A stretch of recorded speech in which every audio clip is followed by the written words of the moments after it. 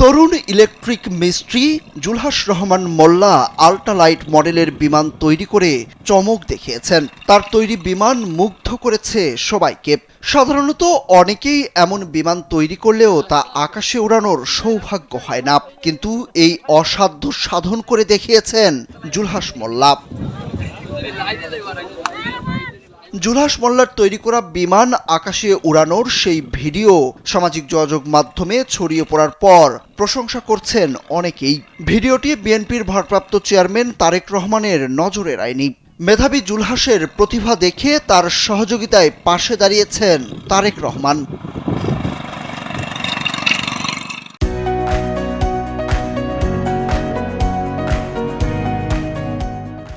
বুধবার বিএনপির verified page থেকে দেয়া এক বিজ্ঞপ্তিতে জানানো হয়, বিএনপির ভারপ্রাপ্ত চেয়ারম্যান ও আমরা বিএনপি পরিবারের প্রধান পৃষ্ঠপোষক তারেক রহমানের নির্দেশনায় নিজ গ্রামে বসে বিমান তৈরি করা যুবক জুলহাস মোল্লার সঙ্গে সাক্ষাৎ করেছেন তাদের একটি প্রতিনিধি দল।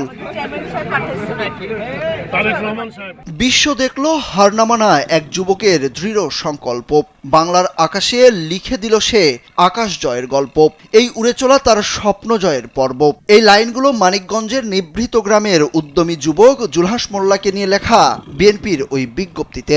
জীবনে নিজে কখনো বিমানে না চড়লেও জুলহাস মোল্লা আরসি মডেলের একটি বিমান তৈরি করে চমক দেখালেন। আমরা বিএনপি পরিবারের আহ্বায়ক ও বিএনপি মিডিয়া সেলের সদস্য সাংবাদিক আতিকুর রহমান রুমন জানান, বিএনপির ভারপ্রাপ্ত চেয়ারম্যান তারেক রহমানের নির্দেশে মানিকগঞ্জের তথা দেশের প্রতিভাবান সন্তান জুলহাস মোল্লার কাছে এসেছেন তারা। জুলহাস মোল্লার এই উদ্ভাবনী কাজ দেখে অভিভূত তারেক রহমান। জুলহাসের এই অদম্য ও প্রশংসনীয় কাজের প্রশংসা করেছেন তিনি। যখন প্র্যাকটিক্যাল হবে তখন তোমার এটার মধ্যে আরো কাজ করবে। তারেক রহমানের পক্ষ থেকে জুলহাস মোল্লাকে দেশের ভেতরে যে কোনো একটি ফ্লাইটে টিকিট করে প্লেনে চড়িয়ে উৎসাহ প্রদান করা হবে এবং তাকে 50,000 টাকার আর্থিক সহযোগিতাও করা হয়েছে। শিবালয় উপজেলার তেওতা ইউনিয়নের বিলপাড়া গ্রামের কৃষক জলিল মোল্লার ছেলে জুলহাস রহমান মোল্লা। পরিবারের 6 ভাই বোনের মধ্যে জুলহাস মোল্লা পঞ্চম। সংসারের অর্থাভাবে 2014 সালে মাধ্যমিকেই থেমে যায় তার প্রাতিষ্ঠানিক শিক্ষা। বর্তমানে জুলহাস মোল্লা ঢাকায় ইলেকট্রিক মিস্ত্রির কাজের পাশাপাশি 4 বছরের চেষ্টায় নিজেই আল্ট্রালাইট বিমান তৈরি করে আলোচনায় এসেছেন।